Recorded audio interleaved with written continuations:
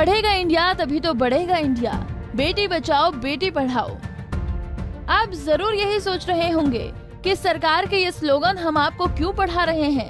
दरअसल सरकार के ये स्लोगन कन्या सीनियर सेकेंडरी स्कूल के कैंपस के पानी में कहीं डूब गए हैं, क्योंकि स्थानीय प्रशासन को इस बात का इल्म नहीं है कि स्कूल में बेहतर पढ़ाई तभी हो सकती है जब स्कूलों की दशा ठीक हो। सही में दिक्कत क्या है? दिक्कत ये पानी की है ज़्यादा। ये बैक फ्लोर है, बाहर का पानी अंदर आया हुआ है, स्कूल का नहीं है, बारिश का भी नहीं है ये। और फिर ये पानी कई दिनों तक इकट्ठा रहता है, निकलता नहीं है, क्योंकि ये बाहर नाले की भी सफाई नहीं हो रखी। तो फिर यहाँ मच्छर वगैरह हो जाते हैं बहुत ज़्यादा। मैंने तो देखा अक्सर जो ग्रामीण स्कूल होते हैं वहाँ पंचायतें काफ़ी दखल लेती हैं, तो पंचायत वाले आते नहीं यहाँ पे ठीक कराने के लिए या कोई और समस्याएं लेके? बहुत बार शिकायत भी की है, पर ये निदान हो नहीं पा रहा इस समस्या का। तो मच्छर वगैरह इतने हो जाते हैं, स्टाफ रूम में भी बैठना दिक्कत का काम है, क्लासरूम में भी। और डेंगू जैसी चिकनगुनिया इस टाइम में तो बहुत परेशानी का काम है ये पानी। पंचायतों का दखल काफी नहीं, रहता है, यहाँ तो पे आते नहीं? दखल के हिसाब से नहीं है। सरपंच को बुला के भी दिखाया गया है कि ये पानी गांव का आपका नाला जो है उसकी साफ ना होने की वजह से पानी सारा बैक फ्लो कर जाता है अंदर। तो लेकिन वो लोग करा नहीं पा रहे हैं कि पाइप्स इतने सारे इन्होंने बाहर एंट्रेंस पे डाल रखे हैं, आने जाने में भी दिक्कत होती है। और वही उनको बोला गया है कि ये ठीक करवा लो, तो वो लोग करवा नहीं पा रहे हैं अभी उस चीज़ को। तो उसके कारण आपको क्या दिक्कतें आ रही है स्कूल में? स्कूल में यही है, एंट्रेंस पे ही पानी होता है ना, इधर से बच्चों के लिए बहुत ज़्यादा दिक्कत हो जाती है, वॉशरूम तक जाना मुश्किल है। इवन मेरी केमिस्ट्री लैब और जो IT लैब्स हैं हमारी, ये लग नहीं पाती हैं जब ये पानी यहाँ पे भर जाता है। वहाँ तक बच्चे अप्रोच ही नहीं कर पाते, वहाँ तक जा ही नहीं पाते हैं। वो सारी दीवारें ख़राब हो रही हैं उधर उसकी वजह से। जरा इन तस्वीरों को देखिए और बताइए, क्या पानी से भरे इस ग्राउंड में बच्चे खेल पाते होंगे? अपनी बदहाली पर आंसू बहा रहे इस स्कूल में बच्चे पढ़ पाते होंगे? नहीं, बिल्कुल नहीं।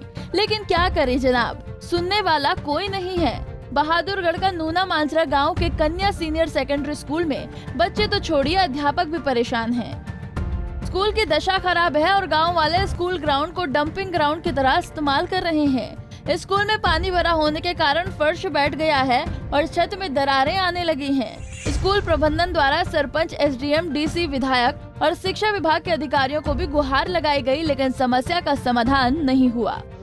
अब जो कि आप देख रहे हैं यहाँ पे पानी काफ़ी ज़्यादा भरा हुआ है। जब भी बरसात आती है गांव का सारा पानी अंदर आ जाता है, उसमें गंदा पानी भी होता है, कुछ बारिश का भी होता है, और जिसके कारण हमारे यहाँ पे आप देख रहे हो हमें ही परेशानी होती है, स्टूडेंट्स को ही परेशानी होती है, और यहाँ पे बीमारियों का भी हमें खतरा रहता है। साइड बाय साइड हमारी बिल्डिंग भी इसकी वजह से काफ़ी इफेक्ट हो रही है। आप देखेंगे हम रिपेयर करा रहे हैं, इसके कारण दोबारा से हमने रिपेयर कराई है, अभी कुछ टाइम पहले भी कराई थी और अब फिर रिपेयर करा रहे हैं। बट समय के साथ साथ ये बिल्डिंग की जो क्षमता है वो भी कम होती जा रही है।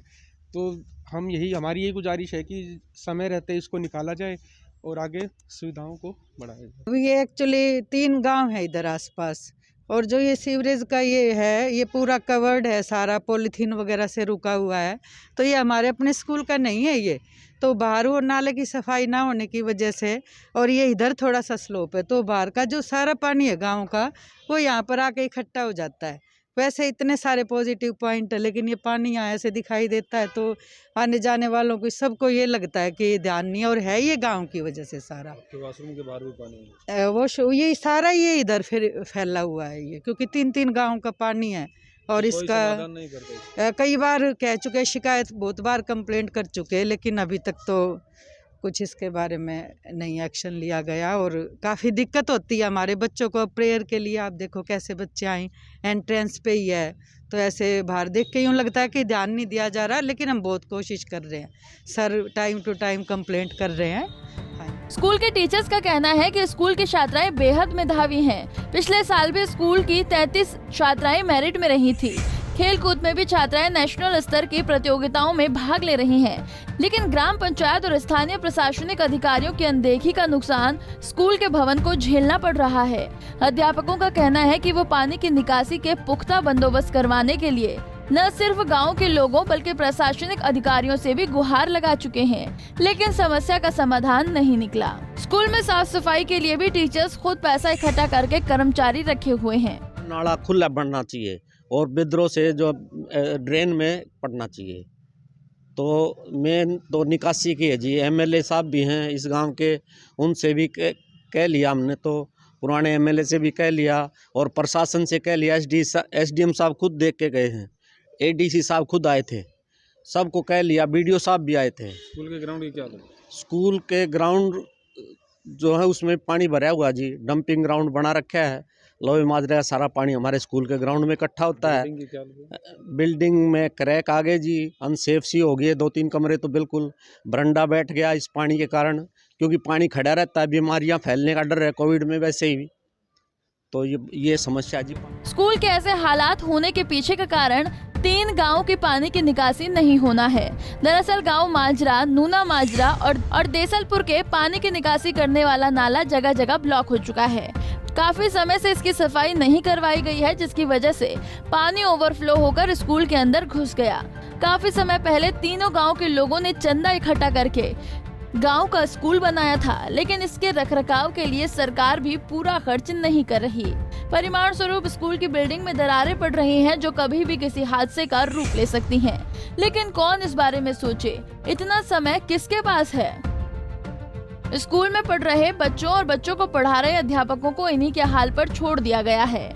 नूना माजरा के इस स्कूल में आसपास के 22 गांवों की 570 से ज्यादा छात्राएं शिक्षा ग्रहण करने आती हैं। कोरोना के चलते स्कूल बंद है, इसलिए आजकल बच्चों को परेशानी नहीं हो रही, लेकिन अध्यापकों को रोज इस स्कूल में दिन गुजारना पड़ता है, लेकिन उनकी परेशानी किसी को नजर नहीं आती। बहादुरगढ़ से प्रवीण कुमार धनखड़, पंजाब केसरी टीवी।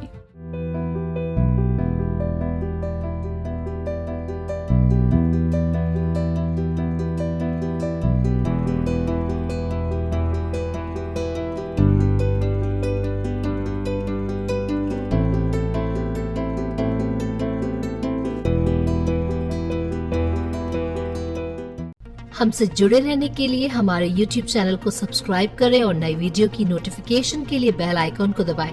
अगर आप ये वीडियो Facebook पर देख रहे हैं तो लाइक जरूर करें और ज्यादा से ज्यादा शेयर करें। धन्यवाद।